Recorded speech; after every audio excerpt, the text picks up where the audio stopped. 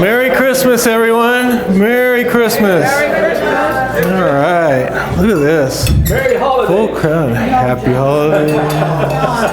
Happy holidays. I know you guys are concerned. You don't need to tell me that you're not concerned. Everybody's concerned that another recession is coming, that we're going to fall off the fiscal cliff. I mean, are you guys tired of hearing about the fiscal cliff every night on the nightly news? Okay. Now, what's the typical politicians? Are they going to wait till the last minute, get all the negotiations in, and then just meet that deadline at the very last second? Now, who knows? They may or may not, but that's a reality. That's something that we have to deal with. I'm going to show you, because we're broadly diversified worldwide, and you've got your, your risk measurements for your own personal portfolios, that all that stuff is just background noise. And I've got a lot of great statistics for the next class that I'm going to show you. And then we're going to combine that with some rational optimism. I'm not talking about blind optimism. Everything's going to be rosy. I have no idea if another recession is going to come next year or not. But I'm also going to show you that returns are not always negative during recessions. So here's your typical nightly news that you guys see every day. Threats in the wake of bin Laden's death have spiked. Famine in Somalia. Police pepper spray. Vicious cartels. Caustic cruise line. Societal decay. 65 dead. Tsunami warning. Cyber attacks. Drug war. Mass destruction. Tornado. Recession. Default. Doomsday. Egypt. Syria. Crisis. Death. Disaster. Oh my God. Is that the news every day or what? Every single day we see that. But you know what? That's just a small sliver of the world, a small percentage of the world. Okay? These news agencies typically don't report the house that didn't burn down, the car that didn't get stolen, the countries that are not at war. Okay? I'm going to show you some of that stuff. Just a couple of teasers for you. I've got lots of great stuff. What if you could perfectly predict every recession? Here's the recession since 1900. Here's the economic expansion since 1900. The first thing you notice is there's a lot more blue than red, correct? That's why the market goes up 2/3 of the time and it goes down 1/3 of the time. That's part of the reason. But you can have negative returns and expansions, and you can have positive returns during recessions. But what if you could perfectly predict the recessions? Do you think that'll help you with your returns? Just get out of the market when you hit the recessions? Ah, you guys are good. You guys are good, because the typical investor believes that if you're going into a recession, that you've got to get out and go to cash. And that's what they preach. And these market timers, when they come on TV, go to cash, get out. Now, typically when a recession starts, we have a little bit of a dip, or it could be a big dip, it doesn't matter. But once they realize that it's not as bad as expected, then the markets start to rebound, and they can rebound quickly. So can you make any forecasts if you can predict the recession? No. These are all the recessions since 1900, right here. All the equity returns are here. All these blue arrows, I know you can't read it, I'll pass these charts out in class, but all these blue arrows are positive returns during recessions.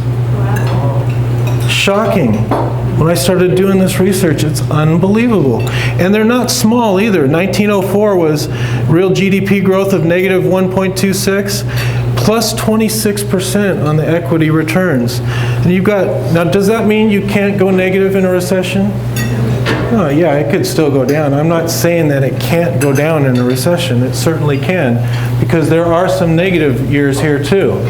But look at this, plus 1.79, plus 56, plus 31, plus 35, plus 50, plus 42, plus 29.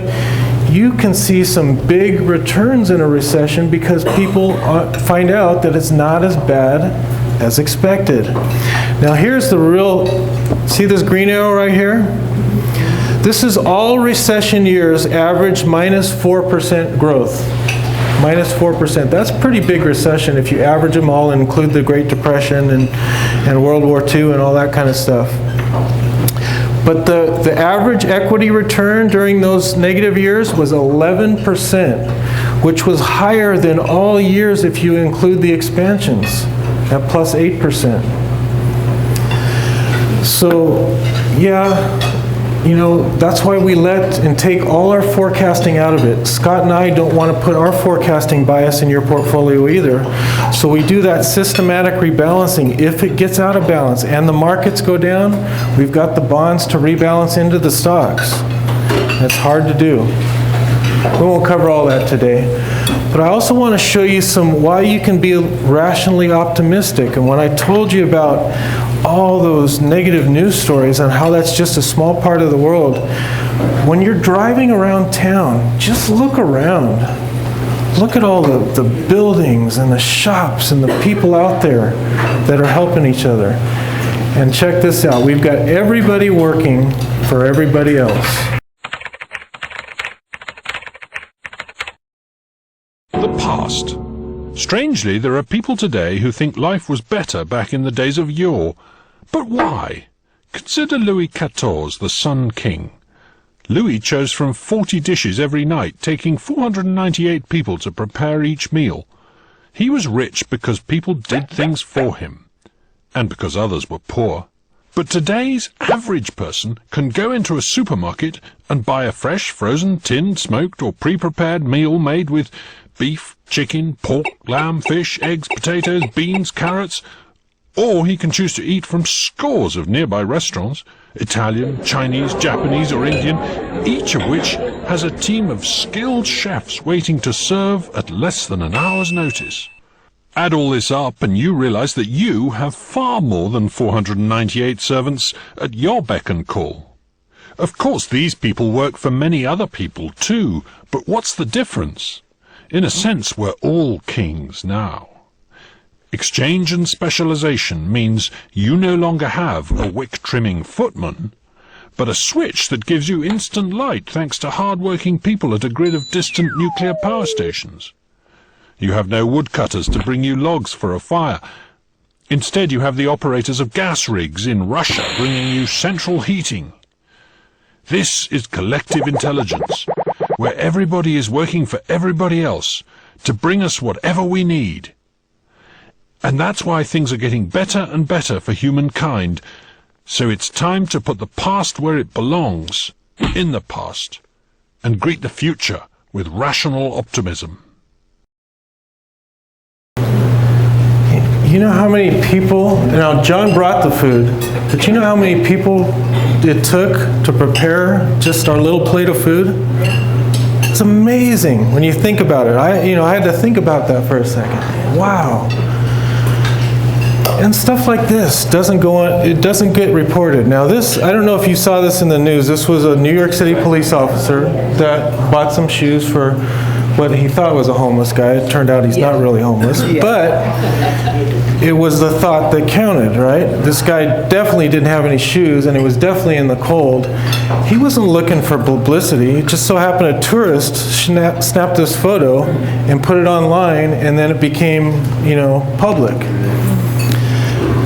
But look at all this stuff over here. There's probably hundreds of dollars of food over here that you guys brought for somebody you have no idea who it is that needs help, that needs some food.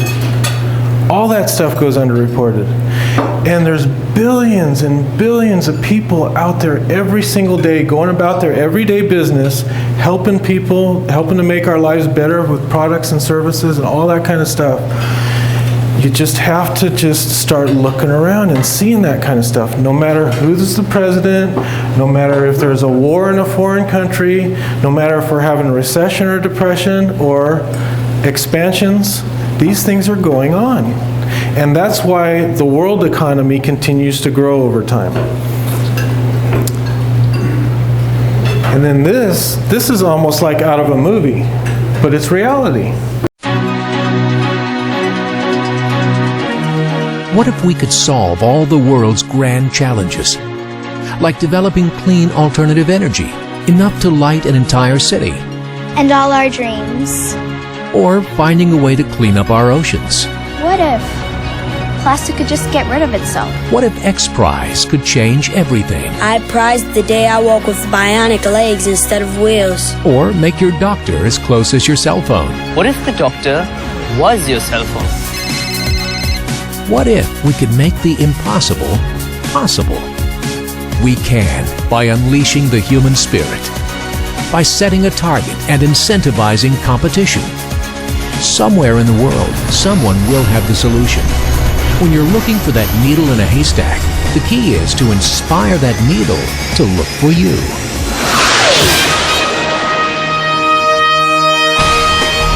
By creating and managing large-scale competitions to benefit humanity, the XPrize Foundation has become the recognized leader in crowdsourcing innovation to solve the world's grand challenges. XPrizes operate at the intersection of audacity and achievability. They are competitions with clear, measurable objectives that focus the world's innovators and entrepreneurs on achieving those goals. The efficiency and leverage of the XPrize model was first demonstrated in 2004 by the success of the Ansari XPrize for suborbital spaceflight, and the results were spectacular. $2.5 million in seed money launched a competition that offered a $10 million purse. The $10 million in prize money spurred an investment of over $100 million by the teams. And the winning team's success led to a private space industry worth over $1 billion. This exponential leverage is what XPrizes are all about. In 2009, the Northrop Grumman Lunar Lander X Challenge inspired innovative technology that will enable us to live and work on the moon. In 2010, the $10 million Progressive Insurance Automotive XPrize drove teams to create safe, affordable cars that get over 100 miles per gallon energy equivalent. In 2011, the Wendy Schmidt Oil Cleanup X Challenge inspired a new generation of innovative technologies to vastly improve oil recovery from the seas and protect our oceans. Active prizes include the Google Lunar X Prize, a $30 million competition to return to the moon by developing a new generation of affordable robots that will lower the cost of lunar exploration and stimulate students' interest in science and technology. The $10 million Archon Genomics X Prize, presented by Express Scripts, is a race to make human genome sequencing accurate, fast, and affordable, ushering a new era of personalized medicine so we can all live longer, healthier lives. The Qualcomm Tricorder X Prize is a $10 million competition to create a portable wireless device that monitors and diagnoses your health conditions, putting healthcare in the palm of your hand.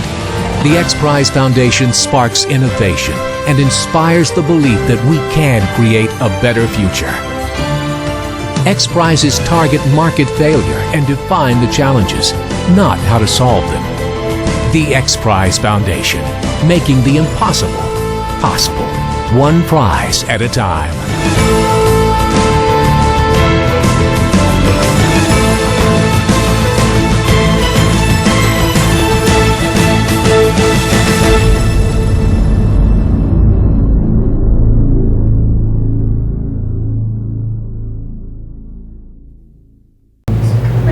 Like I said, it's like out of a movie, isn't it?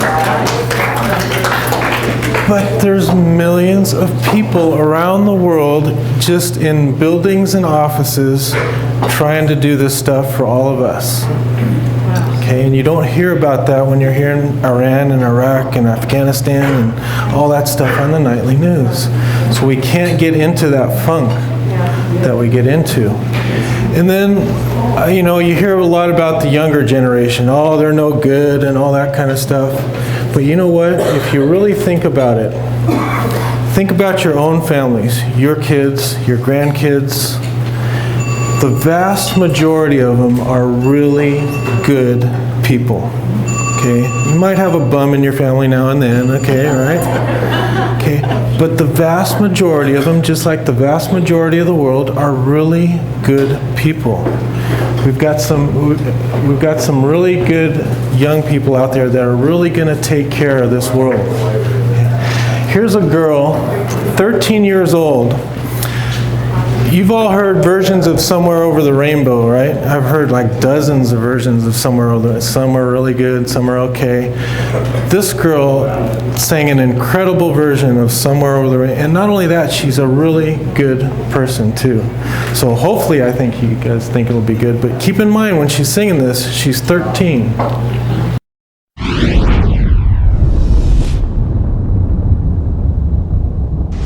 It's Carly Rose singing Somewhere Over the Rainbow.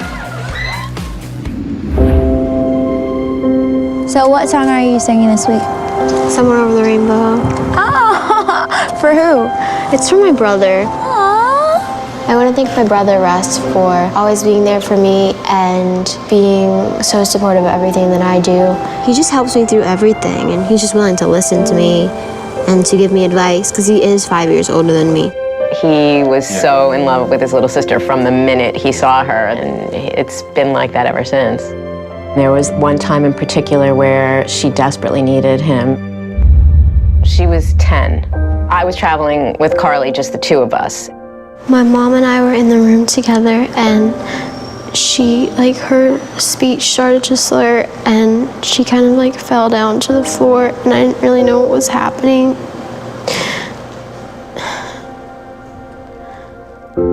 I suffered a severe stroke.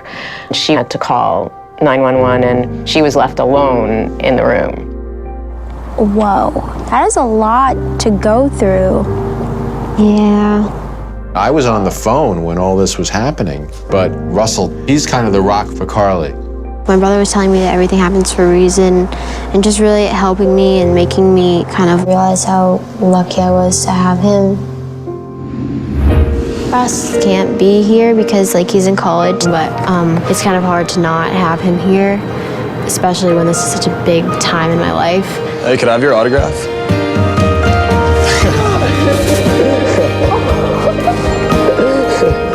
This week is Thanksgiving week, and we got to pick who we want to dedicate the song to. So I chose you. Oh, that's awesome. Thanks, Carl. You're welcome.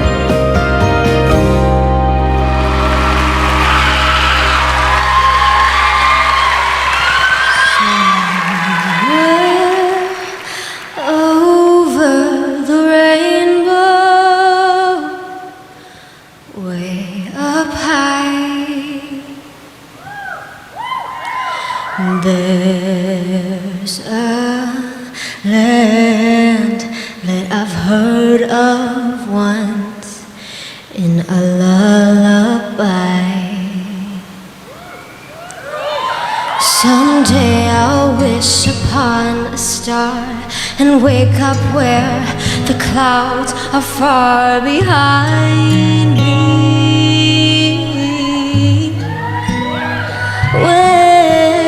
Troubles melt like lemon drops away above the chimney tops. That's where you'll find me. Somewhere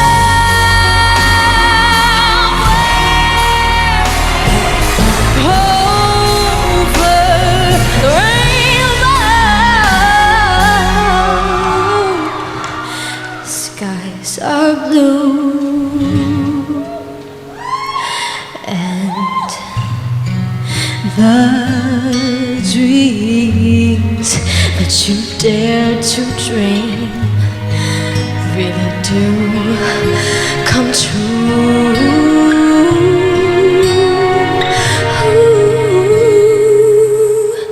If happy little bluebirds fly beyond the rainbow, why, oh, why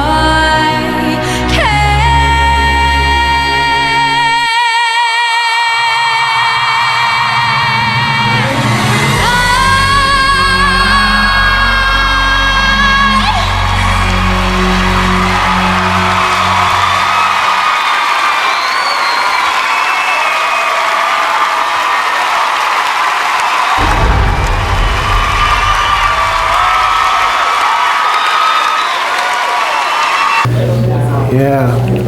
Now, yeah, unbelievable. And imagine the pressure of doing that for a $5 million first prize.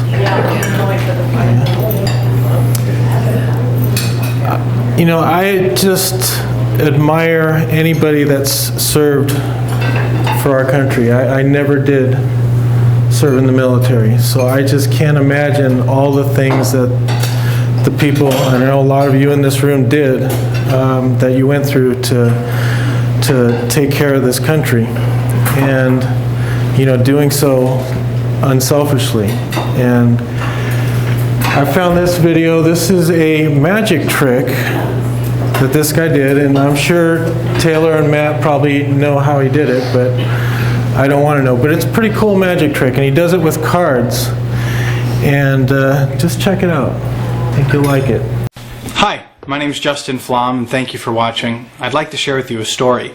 And now, I certainly can't take credit for this story. In fact, it dates all the way back to 1778, and I heard it from a recording in the late 50s, and people still are passing around the story today, so you may know it, but it means a lot to me.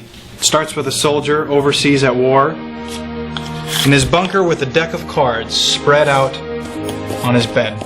A sergeant walks in and says, "Soldier, what are you doing?" And he says, "Sir, I was just about to spend some time in prayer with the Lord." He says, "Well, it actually looks like you're about to play cards." He says, "No, sir. If you let me explain, I'll show you something kind of interesting. You see, this deck of cards may seem ordinary to you, but it acts as my Bible.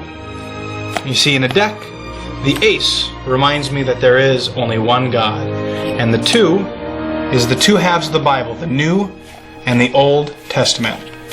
The 3, that's the Trinity, Father, Son, Holy Spirit. The 4, well, that's Matthew, Mark, Luke, and John, the apostles. And the 6, well, that's the 6 days in which God made the earth. The 7 is the day that God rested. In a Bible, you even have the 10 Commandments, and my absolute favorite, Jesus, who is the King. In fact, he's the King of my heart. Now, at this point, the sergeant was surprised and impressed. And he says, "That's pretty neat." He goes, "It doesn't stop there, sir. You see, in a deck of cards, there's 4 suits: hearts, clubs, spades, diamonds. That's the 4 seasons. In fact, there's 13 cards in each suit. There's 13 weeks exactly in each quarter. 52 cards in the deck. There's 52 weeks in a year. So you see, sir, my deck of cards is my Bible, it's my calendar, it's my almanac. And with a deck of cards spread in front of me, I can see all the things that I am to be thankful for. Now, as a magician, I work with a deck of cards as a living. And it's a really nice story. It means a lot to me. But I take it a step further, you see. With a deck of cards spread in front of me, I can remember the things that I'm thankful for. One of those things just might be a soldier who's overseas giving his life for my freedom.